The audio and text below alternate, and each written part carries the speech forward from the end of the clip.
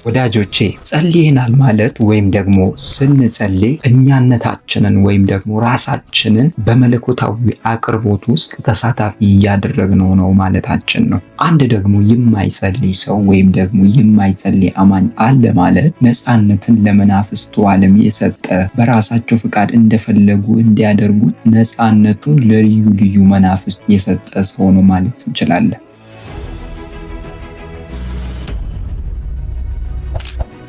ወዳጆቼ ይኸውላችሁ የማይጸልይ ሰው ልክ እንደ አንድ ገበሬ ምንም ዘር ያልዘራ ገበሬ ማለት እንችላለን። ምንም ዘር ሳይዘራ ደግሞ መሬት ስላለው ብቻ መሬቱ ላይ የሚበቅል ነገር አለ ማለት ይከብደናል። ይሄ ደግሞ ምንም ነገር ካልዘራበት መሬቱ ምንን ያበቅላል? አረምን ያበቅላል። አዎ አረምን ያበቅላል። አንድ መሬት ምንም ካልተዘራበት የሚያበቅለው አረምን ነው። ደግሞ ያ መሬት ከዘራችሁበትና ዘርን ከዘራችሁበት እናንተ የምትፈልጉት ዘር በዚያ መሬት ላይ ይበቅላል። ወዳጆቼ የክርስቲያን ሕይወትም የመጸለይና ያለመጸለይ ጉዳይ ልክ አሁን እንደተመለከትነው የመሬቱ ጉዳይ ነው። የብዙ ሰዎች ሕይወት በእንግዳ በሆኑ ዘሮች የተሞላ ሆኗል። ምክንያቱ ደግሞ ሰማይ እነዚያን የመሬቱን ባለቤቶች ሰዎቹን እየጠበቀ ነው። እንቅስቃሴ እንዲያደርጉ ይፈልጋል። ጥያቄ እንዲጠይቁ ይፈልጋል። ካልሆነ ግን ዝም ባሉበት ሌሎች መናፍስቶች ለናንተ ምርጫ መምረጥን ይጀምራል። ወዳጆቼ ዘሮች ስንል አንዳንድ ጊዜ ቃላቶቻችን ናቸው።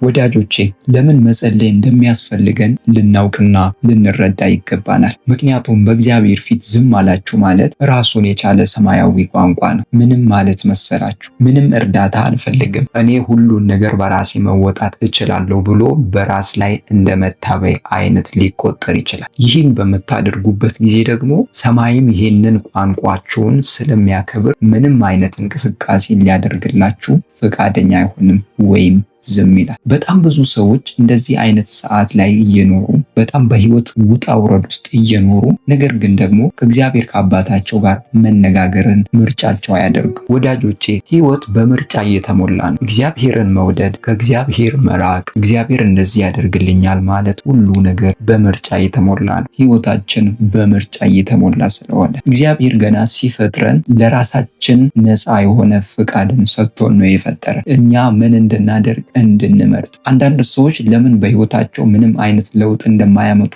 የምትመለከቱት እዚህ ላይ ነው ማለት ነው። ስለዚህ በህይወታችን ላይ ወደ እግዚአብሔር ለመቅረብም ከእግዚአብሔር ጋር ያለንን ህብረት ለማጠንከርም የሚረዳን ነገር ምርጫ ነው። ምርጫችንን ማስተካከል መቻል አለብን። ምክንያቱም ምርጫችንን ካዛባ ነው እግዚአብሔር ለኛ ካለልን ነገር ልንጎድል ስለምንችል ነው። በመጽሐፍ ቅዱስ ላይ ሁሉን ፈጣሪ የሆነው ሁሉን ቻይ የሆነው ጌታ እንኳን ምን ብሏል? በልባችሁ በር ቆሜ አንኳኳለሁ ብሏል። እስኪ ያስቡት። ለምንድን ነው ራሱ በፈጠረው ራሱ ሁሉን ነገር ባበጀው ልብና ሰውነት ላይ የሚያንኳኳ? ይሄ ምንን ያሳያል? የእናንተን ፍቃድ ስለሚጠይቅ ነው። በሩን ከከፈታችሁለት ወደ ውስጥ ይገባል። በሩን ከዘጋችሁበት ደግሞ ምንም ማድረግ አይችልም፣ ይመለሳል ማለት ነው። አልፈልግም ብትሉት አይገባም። ነገር ግን ያንን ምርጫ መረጣችሁ ማለት እርሱ ወደ ህይወታችሁ ይገባል ማለት ነው። በህይወታችሁ ላይ የሚፈጠር አንድ ጥሩ የሆነ ነገር ይኖራል ማለት ነው። እርሱ ራሱ ምርጫ ነው። ምን ልላችሁ ፈልጌ ነው? አለመምረጥ ራሱ ምርጫ እንደሆነ ልትገነዘቡ ይገባል ማለት ነው። እየመረጣችሁ ያላችሁት ምንን ነው? ህይወትን ነው ወይስ ደግሞ ጥፋትን ነው? ወደ ሞት የሚወስዳችሁን ምርጫ መወሰን አለባችሁ። በውሏችን በምንወጣበትና በምንገባበት ሰዓት በአየር ላይ በጣም ብዙ የሚርመሰመሱ ቃላቶች አሉ። ታዲያ ከእግዚአብሔር ጋር ያለንን ግንኙነት ለማጠንከር እኛ ደግሞ ከእግዚአብሔር ጋር የማንናገር ከሆነ ጥሩ ቃላቶችን መርጠን በእግዚአብሔር ፊት የማናወራ ከሆነ በህይወታችን እነዚያ መጥፎ የሆኑ ቃላቶች በህይወታችን መዘራት ይጀምራሉ። ልክ በተቃራኒው ደግሞ በመንፈስ ሆነን ጥሩ የሆኑ ቃላቶችን እየመረጥን ከእግዚአብሔር ጋር ያለንን ግንኙነት ማጠንከር ስንጀምር በህይወታችን ላይ ልምላሜ መምጣት ይጀምራል። በተቃራኒው ደግሞ በህይወታችን ውስጥ የማንፈልጋቸው ነገሮች ነገር ግን ከእግዚአብሔር ጋር ያለንን ግንኙነት እያላለን በምንመጣበት ጊዜ የማይፈለጉ ቃላቶች በውስጣችን ልክ እንደዚያ መሬት አረምን ማውጣት ይጀምራል። ይሄ ደግሞ በህይወታችን ወደኋላ እንድንቀር ሊያቆረቁዘን ሁሉ ይችላል ማለት ነው። መጽሐፍ ቅዱስ ሲናገር ሰይጣን መጥቶ ዘርን ዘራ ይላል። ተመልከቱ፣ ሰይጣንም ዘርን መዝራት ይችላል ወይም ደግሞ ዘርን መዝራት ይፈልጋል በሰው ልጆች አእምሮ ወይም በሰው ልጅ ላይ። ሰዎች ብዙ ጊዜ ስንተኛ ጸጥ እንላለን። የዚያን ጊዜ ደግሞ ሰይጣን በእኛ ላይ ለመዝራት ይመቸዋል እንበልና እናንተ ለምሳሌ በሽታን በራሳችሁ ላይ መዝራትን አትፈልጉ። ነገር ግን በተኛችሁበት ጊዜ ሰይጣን መጥቶ በሽታን ሊዘራባችሁ ይችላል። ስለዚህ ድንገት ከእንቅልፋችሁ ስትነቁ የሆነ የማይሰራ የሰውነት አካል ሊኖራችሁ ይችላል። በእናንተ ውስጥ ያለውን ስልጣን ለማመድ መቻል አለባችሁ ወዳጆቼ። ሰይጣን የዘራባችሁ ህመም ካለ ከእናንተ ላይ የተነሳ ይሁን። አካባቢያችሁ መለወጥ ይሆንለት። በሁኔታዎች ተይዛችሁ በህይወት ከባድ ውጣ ውረድ ውስጥ እያለፋችሁ ካላችሁም እውነተኛ የሆነ ከእግዚአብሔር ዘንድ የሆነ ለውጥ እንዲያገኛችሁ እፈልጋለሁ። ምክንያቱም እግዚአብሔርን ጠይቆ ከእግዚአብሔር ጋር ህብረትን አድርጎ ያፈረ ሰው ስለሌለ ህይወታችሁን የሚቀይር ህይወታችሁን አንድ እርምጃ ወደፊት የሚያራምድ የጸሎት ኃይል ይለቀቅላችሁ። በተለይኛ ብዙ ጊዜ በጣም ብዙ ይጸልያሉ፣ ይደክማሉ ተብሎ የሚታሰቡ ሰዎች፣ ከእግዚአብሔር ጋር ህብረት አላቸው ተብሎ የሚታሰቡ ሰዎች ሰይጣን እጅግ በጣም ይፈታተናቸዋል። ነገሮችን ግራ ሊያጋባቸው በተለያየ አይነት ሁኔታ ውስጥ ህይወታቸውን ሊያመሰቃቅል ይፈልጋል። ነገር ግን አይዟችሁ፣ የሚረዳችሁ የእግዚአብሔር ኃይል አለ። ተመልክታችሁ ከሆነ በጣም ብዙ ጸሎቶች ፍሬያማ አይደሉም። ይህ ማለት ታዲያ ለጸሎት የምታወጡት ጉልበት፣ ለጸሎት የምታወጡት ኃይል፣ ጊዜና ደግሞ በጣም በጸሎቱ የሚመጣ ውጤት ሳይመጣጠን ሲቀር ልባችሁ ሊዝል ይችላል።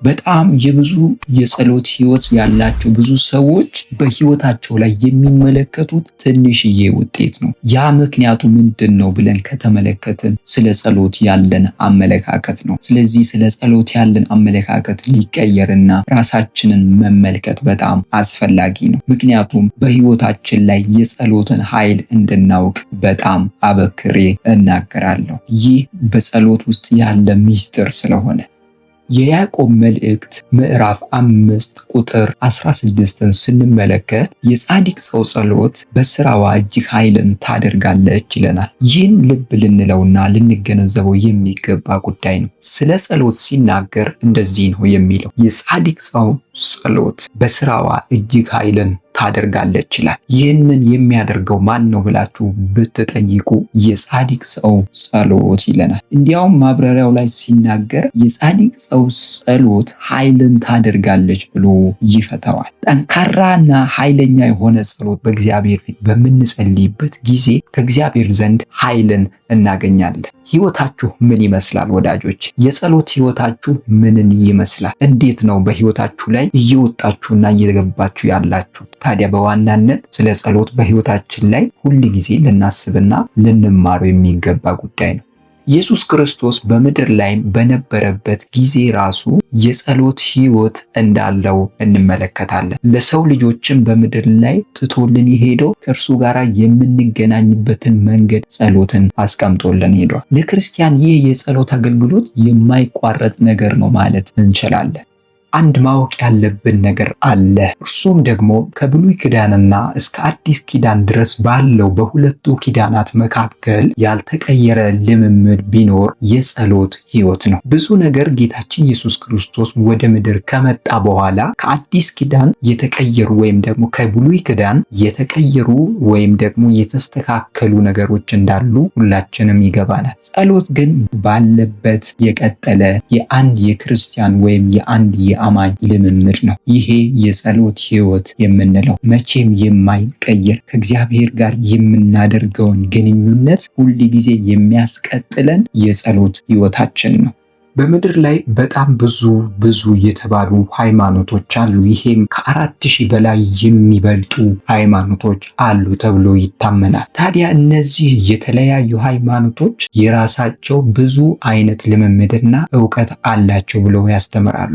በሁሉም የሃይማኖት ተቋም ውስጥ የማይቀረው ነገር ወይም የሚለማመዱት ነገር በዋናነት አንዱ የጸሎት ልምምዳቸው ነው። ማለትም አንድ ከነርሱ የላቀ አካል እንዳለ ስለሚያምኑ ወይም ደግሞ አምላክ ከሚሉት ጋር የበላይ ከሚሉት ጋር ፈጣሪያችን ነው ከሚሉት ጋር የሚያደርጉት ግንኙነት ማለት ነው። አንዳንዱ እምነት ጸሎትን እንደ ማስገደጃ የሚጠቀሙበትም ሊኖሩ ይችላሉ። ለአማልክቶቻቸው እንዲጸልዩ ብዙዎቹ ሊያነሳሱ ይችላሉ።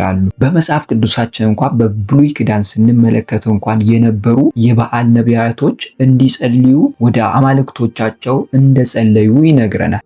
በሕይወታችሁ ላይ እየሆነና ለሚሆነው ነገር በእግዚአብሔር ፊት ማስቀመጥ መቻል አለባችሁ። ምክንያቱም ለእግዚአብሔር የሚሳነው ነገር ስለሌለ። ነገር ግን ደግሞ በመጀመሪያ ከእግዚአብሔር ጋር ያለንን ግንኙነት ማጠንከር መቻል አለብን። ስለዚህ ወዳጆቼ ከእግዚአብሔር ጋር መነጋገርን፣ መወያየትን መልመድ መቻል አለባችሁ። ጸሎት ማለት ከእግዚአብሔር ጋር ህብረት ማድረግ፣ ከእግዚአብሔር ጋር መወያየት፣ ማውራት ማለታችን ነው። ከእግዚአብሔር ጋር በምታወሩበት ጊዜ እናንተ ስታወሩ እርሱም ይሰማችኋል። እርሱም ሲያወራ እናንተ መስማት ትጀምራላችሁ። ወዳጆቼ ጸሎትን ከሌሎች ንግግሮች ልዩ የሚያደርገው የምትገናኙትና የምታወሩት አካል ከመንፈስ ዓለም ጋር የሆነ ነው። ስለዚህ ሰውና መንፈስ ዓለም ላይ ያለ አካል አንድ ላይ ሲገናኙ ጸሎት የምንለውን ትርጉም ሊሰጠን ይችላል። ስለዚህ በሕይወታችን ለሚመጣብን ማንኛውም አይነት ነገር በጸሎት ማሸነፍ እንችላለን። ሁሉን ነገር ለእግዚአብሔር በመተው በማሳየት በሕይወታችን እየተከናወኑ ያሉ ነገሮችን ከእግዚአብሔር ጋር ማውራት መቻል ይኖርብናል። ነገር ግን ዝም የምንል ከሆነ እግዚአብሔር አይመለከትም ማለት አይደለም። ከኛ ከሰዎች ልጆችም የሚጠበቁ ነገሮች አሉ። ለእግዚአብሔር እንድንናገር፣ ለእርሱ እንድንነግረው፣ እርሱ ደግሞ ምላሹን ይዞልን መምጣትን ይፈልጋል። ስለዚህ ምርጫን ያስቀምጥልናል። ከእግዚአብሔር ጋር ለመገናኘት፣ ከእግዚአብሔር ጋር ለማውራት ጊዜ ሊኖረን ይገባናል። ስለዚህ በማንኛውም የህይወት ፈተና ውስጥ ያላችሁ፣ አዝናችሁ ተክዛችሁ ኑሮ ከብዷችሁ ያላችሁ ሰዎች ካላችሁ ከእግዚአብሔር ጋር መነጋገርን ጀምሩ። የሚሰማ አምላክ አለ፣ የሚመልስ አምላክ አለ። ነገር ግን ግንኙነታችሁ ከእግዚአብሔር ጋር ይሁን። ከእርሱ ጋር ስትነጋገሩ እርሱ የሚመልስ አምላክ ነው። እርግጥ ነው እንድንጠይቀው፣ ከእርሱ ጋር ህብረት እንድናደርግ እግዚአብሔር ይፈልጋል። ያን የማናደርግ ከሆነ ግን አሁን እንደነገርኳችሁ እንደዚያ መሬት አረምን እንዳበቀለ መሬት ይሆናል። ሰይጣን መፈንጫው ሊያደርጋችሁ ይችላል። ስለዚህ ህብረታችሁ ከእግዚአብሔር ጋር ይሁን። ከእግዚአብሔር ጋር መነጋገርን ልመዱት። ምክንያቱም ከእርሱ ጋር በምትነጋገሩበት ጊዜ የከበደባችሁን ነገር ከእናንተ ላይ ማንከባለል የሚችል አምላክ አለ። ያስጨነቃችሁን ጉዳይ ላይ እግዚአብሔርን ስትጠሩበት ያ የከበደው አልችልም ያላችሁት ጉዳይ ላይ ቀሎ ትመለከቱታላችሁ። ምክንያቱም የእግዚአብሔር መለኮታዊ ጣልቃ ገብነት ስለሚሆን ነው። ስለዚህ ጸሎት ለሰው ልጅ ወይም ለአንድ አማኝ እጅግ በጣም አስፈላጊ ነው። በፈለገ አይነት ሁኔታ ውስጥ እንሁን ከእግዚአብሔር ጋር መንፈሳችንን ማገናኘት መቻል አለብን። በአካላችን ብንመላለስም በመንፈሳችን ግን ከእግዚአብሔር ጋር የምንነጋገር ሰዎች መሆን መቻል አለብን። በምንሰራበት ቦታ፣ በምንሄድበት መንገድ፣ በምንተኛበት ቦታ እንኳን ቢሆን ከእግዚአብሔር ጋር ያለንን ህብረት ማጠንከር መቻል አለብን። ምክንያቱም ከድሮ ጀምሮ ሰይጣን ለሰው ልጅ በተለይ ለክርስቲያን ተኝቶ አያውቅም። ስለዚህ ልንነቃና ስራውን እያፈረስን ከእግዚአብሔር ጋር ያለንን ፍቅር ደግሞ ከፍ እያደረግን መሄድ ያስፈልገናል። በህይወት ጎዳና ውስጥ ስንኖር እግዚአብሔር በርን የሚያንኳኳ ፍቃዳችንን ስለሚጠይቅ ነው። ምክንያቱም እርሱ ሁሉን ነገር የሚያውቅ አምላክ ነው። ስለዚህ የሚያስፈልገንን ነገር እንደሚሰጠን እናምናለን። ነገር ግን ደግሞ የሚለምን ሁሉ ይቀበላልና ይላል በመጽሐፍ ቅዱሳችን።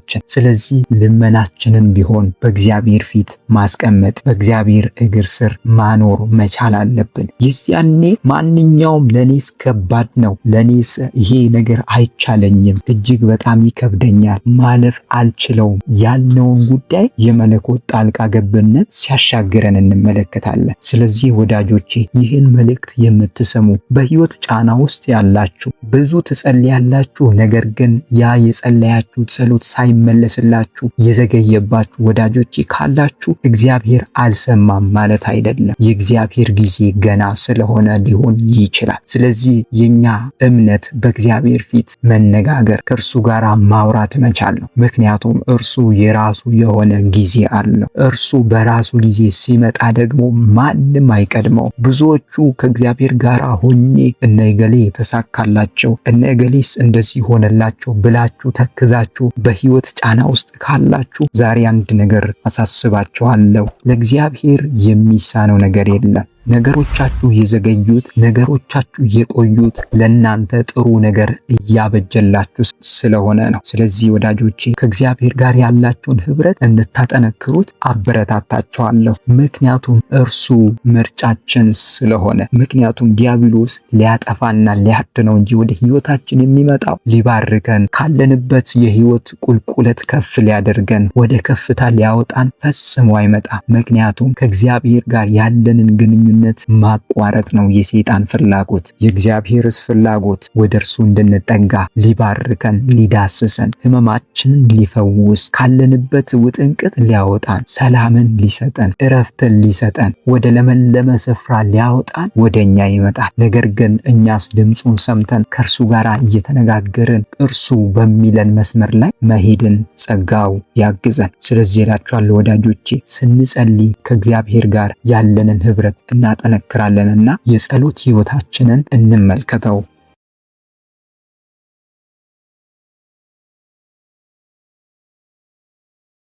ወዳጆቼ ጸልየናል ማለት ወይም ደግሞ ስንጸልይ እኛነታችንን ወይም ደግሞ ራሳችንን በመለኮታዊ አቅርቦት ውስጥ ተሳታፊ እያደረግነው ነው ማለታችን ነው። አንድ ደግሞ የማይጸልይ ሰው ወይም ደግሞ የማይጸልይ አማኝ አለ ማለት ነፃነትን ለመናፍስቱ ዓለም የሰጠ፣ በራሳቸው ፍቃድ እንደፈለጉ እንዲያደርጉት ነፃነቱን ለልዩ ልዩ መናፍስት የሰጠ ሰው ነው ማለት እንችላለን።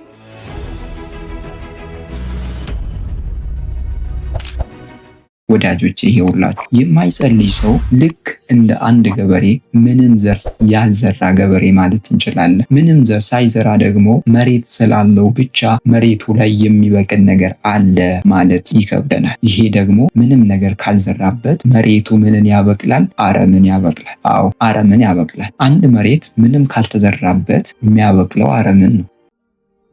ደግሞ ያ መሬት ከዘራችሁበትና ዘርን ከዘራችሁበት እናንተ የምትፈልጉት ዘር በዚያ መሬት ላይ ይበቅላል። ወዳጆቼ የክርስቲያን ሕይወትም የመጸለይና ያለመጸለይ ጉዳይ ልክ አሁን እንደተመለከትነው የመሬቱ ጉዳይ ነው።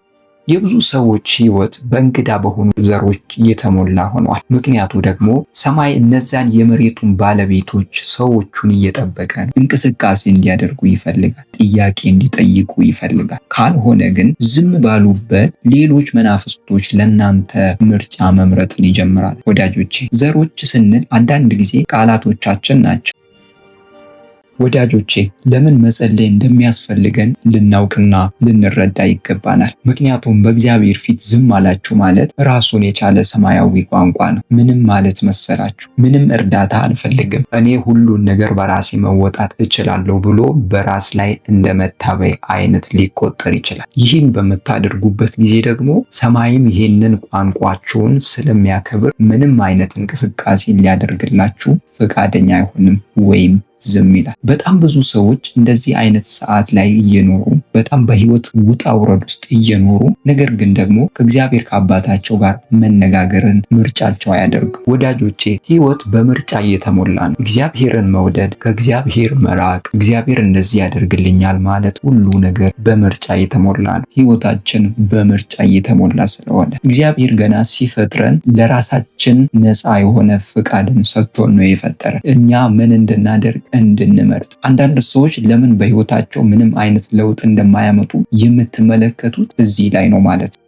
ስለዚህ በህይወታችን ላይ ወደ እግዚአብሔር ለመቅረብም ከእግዚአብሔር ጋር ያለንን ህብረት ለማጠንከርም የሚረዳን ነገር ምርጫ ነው። ምርጫችንን ማስተካከል መቻል አለብን። ምክንያቱም ምርጫችንን ካዛባ ነው እግዚአብሔር ለኛ ካለልን ነገር ልንጎድል ስለምንችል ነው። በመጽሐፍ ቅዱስ ላይ ሁሉን ፈጣሪ የሆነው ሁሉን ቻይ የሆነው ጌታ እንኳን ምን ብሏል? በልባችሁ በር ቆሜ አንኳኳለሁ ብሏል። እስኪ ያስቡት። ለምንድን ነው ራሱ በፈጠረው ራሱ ሁሉን ነገር ባበጀው ልብና ሰውነት ላይ የሚያንኳኳ?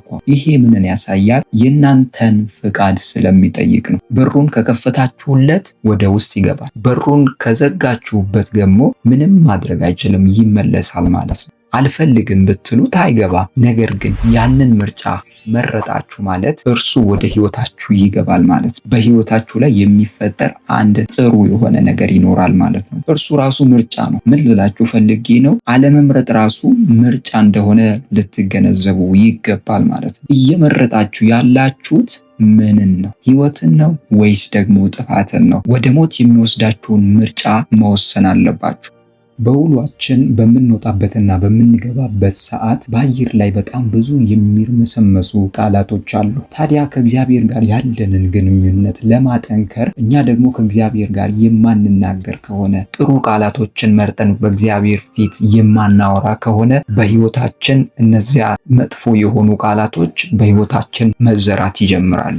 ልክ በተቃራኒው ደግሞ በመንፈስ ሆነን ጥሩ የሆኑ ቃላቶችን እየመረጥን ከእግዚአብሔር ጋር ያለንን ግንኙነት ማጠንከር ስንጀምር በህይወታችን ላይ ልምላሜ መምጣት ይጀምራል። በተቃራኒው ደግሞ በህይወታችን ውስጥ የማንፈልጋቸው ነገሮች ነገር ግን ከእግዚአብሔር ጋር ያለንን ግንኙነት እያላለን በምንመጣበት ጊዜ የማይፈለጉ ቃላቶች በውስጣችን ልክ እንደዚያ መሬት አረምን ማውጣት ይጀምራል። ይሄ ደግሞ በህይወታችን ወደኋላ እንድንቀር ሊያቆረቁዘን ሁሉ ይችላል ማለት ነው። መጽሐፍ ቅዱስ ሲናገር ሰይጣን መጥቶ ዘርን ዘራ ይላል። ተመልከቱ፣ ሰይጣንም ዘርን መዝራት ይችላል ወይም ደግሞ ዘርን መዝራት ይፈልጋል በሰው ልጆች አእምሮ ወይም በሰው ልጅ ላይ። ሰዎች ብዙ ጊዜ ስንተኛ ጸጥ እንላለን። የዚያን ጊዜ ደግሞ ሰይጣን በእኛ ላይ ለመዝራት ይመቸዋል እንበልና እናንተ ለምሳሌ በሽታን በራሳችሁ ላይ መዝራትን አትፈልጉ። ነገር ግን በተኛችሁበት ጊዜ ሰይጣን መጥቶ በሽታን ሊዘራባችሁ ይችላል። ስለዚህ ድንገት ከእንቅልፋችሁ ስትነቁ የሆነ የማይሰራ የሰውነት አካል ሊኖራችሁ ይችላል። በእናንተ ውስጥ ያለውን ስልጣን ለማመድ መቻል አለባችሁ ወዳጆቼ። ሰይጣን የዘራባችሁ ህመም ካለ ከእናንተ ላይ የተነሳ ይሁን። አካባቢያችሁ መለወጥ ይሆንለት። በሁኔታዎች ተይዛችሁ በህይወት ከባድ ውጣ ውረድ ውስጥ እያለፋችሁ ካላችሁም እውነተኛ የሆነ ከእግዚአብሔር ዘንድ የሆነ ለውጥ እንዲያገኛችሁ እፈልጋለሁ። ምክንያቱም እግዚአብሔርን ጠይቆ ከእግዚአብሔር ጋር ህብረትን አድርጎ ያፈረ ሰው ስለሌለ ህይወታችሁን የሚቀይር ህይወታችሁን አንድ እርምጃ ወደፊት የሚያራምድ የጸሎት ኃይል ይለቀቅላችሁ። በተለይኛ ብዙ ጊዜ በጣም ብዙ ይጸልያሉ፣ ይደክማሉ ተብሎ የሚታሰቡ ሰዎች፣ ከእግዚአብሔር ጋር ህብረት አላቸው ተብሎ የሚታሰቡ ሰዎች ሰይጣን እጅግ በጣም ይፈታተናቸዋል። ነገሮችን ግራ ሊያጋባቸው በተለያየ አይነት ሁኔታ ውስጥ ህይወታቸውን ሊያመሰቃቅል ይፈልጋል። ነገር ግን አይዟችሁ፣ የሚረዳችሁ የእግዚአብሔር ኃይል አለ። ተመልክታችሁ ከሆነ በጣም ብዙ ጸሎቶች ፍሬያማ አይደሉም። ይህ ማለት ታዲያ ለጸሎት የምታወጡት ጉልበት፣ ለጸሎት የምታወጡት ኃይል፣ ጊዜና ደግሞ በጣም በጸሎቱ የሚመጣ ውጤት ሳይመጣጠን ሲቀር ልባችሁ ሊዝል ይችላል። በጣም የብዙ የጸሎት ህይወት ያላቸው ብዙ ሰዎች በህይወታቸው ላይ የሚመለከቱት ትንሽዬ ውጤት ነው። ያ ምክንያቱ ምንድን ነው ብለን ከተመለከትን ስለ ጸሎት ያለን አመለካከት ነው። ስለዚህ ስለ ጸሎት ያለን አመለካከት ሊቀየርና ራሳችንን መመልከት በጣም አስፈላጊ ነው። ምክንያቱም በህይወታችን ላይ የጸሎትን ኃይል እንድናውቅ በጣም አበክሬ እናገራለሁ። ይህ በጸሎት ውስጥ ያለ ሚስጥር ስለሆነ የያዕቆብ መልእክት ምዕራፍ 5 ቁጥር 16ን ስንመለከት የጻድቅ ሰው ጸሎት በስራዋ እጅግ ኃይልን ታደርጋለች ይለናል። ይህን ልብ ልንለውና ልንገነዘበው የሚገባ ጉዳይ ነው። ስለ ጸሎት ሲናገር እንደዚህ ነው የሚለው፣ የጻድቅ ሰው ጸሎት በስራዋ እጅግ ኃይልን ታደርጋለች ይላል። ይህንን የሚያደርገው ማን ነው ብላችሁ ብትጠይቁ የጻድቅ ሰው ጸሎት ይለናል። እንዲያውም ማብራሪያው ላይ ሲናገር የጻድቅ ሰው ጸሎት ኃይልን ታደርጋለች ብሎ ይፈታዋል። ጠንካራና ኃይለኛ የሆነ ጸሎት በእግዚአብሔር ፊት በምንጸልይበት ጊዜ ከእግዚአብሔር ዘንድ ኃይልን እናገኛለን። ህይወታችሁ ምን ይመስላል ወዳጆች? የጸሎት ህይወታችሁ ምንን ይመስላል? እንዴት ነው በህይወታችሁ ላይ እየወጣችሁና እየገባችሁ ያላችሁ? ታዲያ በዋናነት ስለ ጸሎት በህይወታችን ላይ ሁል ጊዜ ልናስብና ልንማረው የሚገባ ጉዳይ ነው። ኢየሱስ ክርስቶስ በምድር ላይ በነበረበት ጊዜ ራሱ የጸሎት ህይወት እንዳለው እንመለከታለን። ለሰው ልጆችም በምድር ላይ ትቶልን የሄደው ከእርሱ ጋር የምንገናኝበትን መንገድ ጸሎትን አስቀምጦልን ሄዷል። ለክርስቲያን ይህ የጸሎት አገልግሎት የማይቋረጥ ነገር ነው ማለት እንችላለን። አንድ ማወቅ ያለብን ነገር አለ። እርሱም ደግሞ ከብሉይ ኪዳንና እስከ አዲስ ኪዳን ድረስ ባለው በሁለቱ ኪዳናት መካከል ያልተቀየረ ልምምድ ቢኖር የጸሎት ሕይወት ነው። ብዙ ነገር ጌታችን ኢየሱስ ክርስቶስ ወደ ምድር ከመጣ በኋላ ከአዲስ ኪዳን የተቀየሩ ወይም ደግሞ ከብሉይ ኪዳን የተቀየሩ ወይም ደግሞ የተስተካከሉ ነገሮች እንዳሉ ሁላችንም ይገባናል። ጸሎት ግን ባለበት የቀጠለ የአንድ የክርስቲያን ወይም የአንድ የአማኝ ልምምድ ነው። ይሄ የጸሎት ሕይወት የምንለው መቼም የማይቀየር ከእግዚአብሔር ጋር የምናደርገውን ግንኙነት ሁል ጊዜ የሚያስቀጥለን የጸሎት ሕይወታችን ነው። በምድር ላይ በጣም ብዙ የተባሉ ሃይማኖቶች አሉ። ይሄም ከ4000 በላይ የሚበልጡ ሃይማኖቶች አሉ ተብሎ ይታመናል። ታዲያ እነዚህ የተለያዩ ሃይማኖቶች የራሳቸው ብዙ አይነት ልምምድና ዕውቀት አላቸው ብለው ያስተምራሉ። በሁሉም የሃይማኖት ተቋም ውስጥ የማይቀረው ነገር ወይም የሚለማመዱት ነገር በዋናነት አንዱ የጸሎት ልምምዳቸው ነው። ማለትም አንድ ከነርሱ የላቀ አካል እንዳለ ስለሚያምኑ ወይም ደግሞ አምላክ ከሚሉት ጋር የበላይ ከሚሉት ጋር ፈጣሪያችን ነው ከሚሉት ጋር የሚያደርጉት ግንኙነት ማለት ነው። አንዳንዱ እምነት ጸሎትን እንደ ማስገደጃ የሚጠቀሙበትም ሊኖሩ ይችላሉ። ለአማልክቶቻቸው እንዲጸልዩ ብዙዎቹ ሊያነሳሱ ይችላሉ። በመጽሐፍ ቅዱሳችን እንኳን በብሉይ ኪዳን ስንመለከት እንኳን የነበሩ የበዓል ነቢያቶች እንዲጸልዩ ወደ አማልክቶቻቸው እንደጸለዩ ይነግረናል።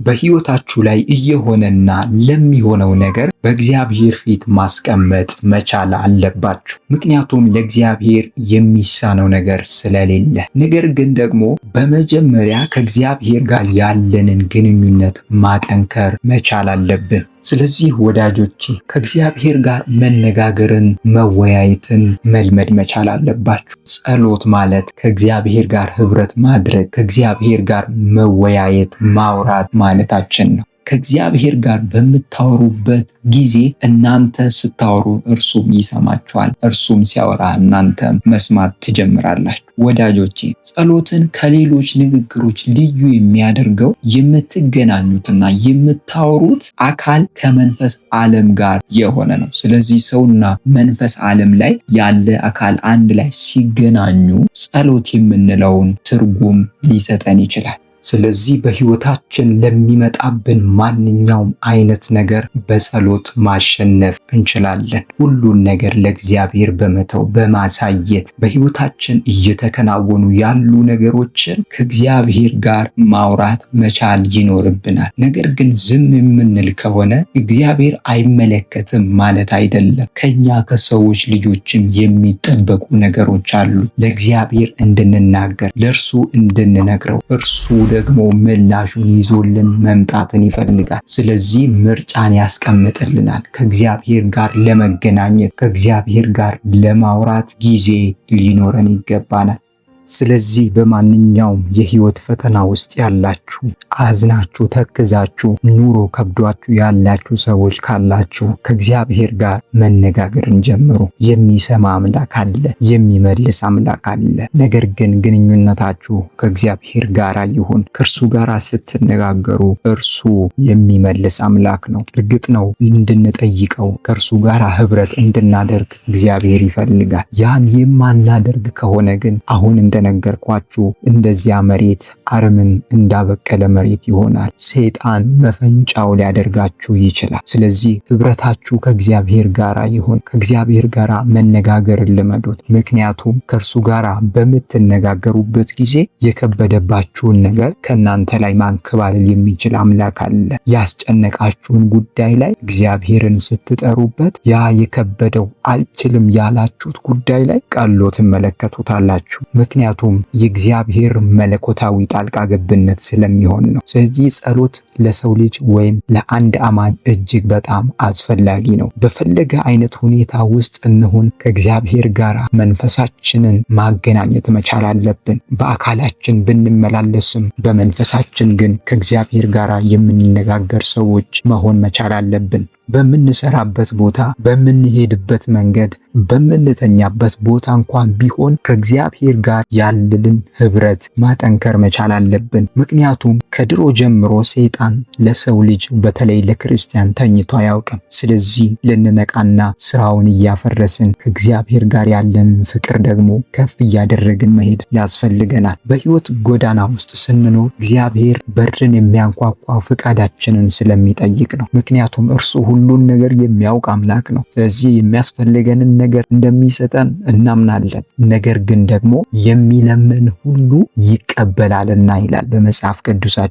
ስለዚህ ልመናችንን ቢሆን በእግዚአብሔር ፊት ማስቀመጥ፣ በእግዚአብሔር እግር ስር ማኖር መቻል አለብን። የዚያኔ ማንኛውም ለኔስ ከባድ ነው፣ ለኔስ ይሄ ነገር አይቻለኝም፣ እጅግ በጣም ይከብደኛል፣ ማለፍ አልችለውም ያልነውን ጉዳይ የመለኮት ጣልቃ ገብነት ሲያሻግረን እንመለከታለን። ስለዚህ ወዳጆቼ ይህን መልእክት የምትሰሙ በህይወት ጫና ውስጥ ያላችሁ ብዙ ትጸልያላችሁ፣ ነገር ግን ያ የጸለያችሁ ጸሎት ሳይመለስላችሁ የዘገየባችሁ ወዳጆቼ ካላችሁ እግዚአብሔር አልሰማም ማለት አይደለም። የእግዚአብሔር ጊዜ ገና ስለሆነ ሊሆን ይችላል። ስለዚህ የኛ እምነት በእግዚአብሔር ፊት መነጋገር፣ ከእርሱ ጋር ማውራት መቻል ነው። ምክንያቱም እርሱ የራሱ የሆነ ጊዜ አለው። እርሱ በራሱ ጊዜ ሲመጣ ደግሞ ማንም አይቀድመው። ብዙዎቹ ከእግዚአብሔር ጋር ሆኜ እነ እገሌ የተሳካላቸው እነ እገሌስ እንደዚህ ሆነላቸው ብላችሁ ተክዛችሁ በህይወት ጫና ውስጥ ካላችሁ ዛሬ አንድ ነገር አሳስባችኋለሁ። ለእግዚአብሔር የሚሳነው ነገር የለም። ነገሮቻችሁ የዘገዩት፣ ነገሮቻችሁ የቆዩት ለናንተ ጥሩ ነገር እያበጀላችሁ ስለሆነ ነው። ስለዚህ ወዳጆቼ ከእግዚአብሔር ጋር ያላችሁን ህብረት እንድታጠነክሩት አበረታታችኋለሁ። ምክንያቱም እርሱ ምርጫችን ስለሆነ። ምክንያቱም ዲያብሎስ ሊያጠፋና ሊያድነው እንጂ ወደ ህይወታችን የሚመጣው ሊባርከን፣ ካለንበት የህይወት ቁልቁለት ከፍ ሊያደርገን፣ ወደ ከፍታ ሊያወጣን ፈጽሞ አይመጣም። ምክንያቱም ከእግዚአብሔር ጋር ያለንን ግንኙነት ማቋረጥ ነው የሰይጣን ፍላጎት። የእግዚአብሔርስ ፍላጎት ወደ እርሱ እንድንጠጋ፣ ሊባርከን፣ ሊዳስሰን፣ ህመማችንን ሊፈውስ፣ ካለንበት ውጥንቅጥ ሊያወጣን፣ ሰላምን ሊሰጠን፣ እረፍትን ሊሰጠን፣ ወደ ለመለመ ስፍራ ሊያወጣን ወደኛ ይመጣል። ነገር ግን እኛስ ድምፁን ሰምተን ከእርሱ ጋር እየተነጋገርን እርሱ በሚለን መስመር ላይ መሄድን ጸጋው ያግዘን። ስለዚህ እላችኋለሁ ወዳጆቼ ስንጸልይ ከእግዚአብሔር ጋር ያለንን ህብረት እናጠነክራለንና የጸሎት ህይወታችንን እንመልከተው።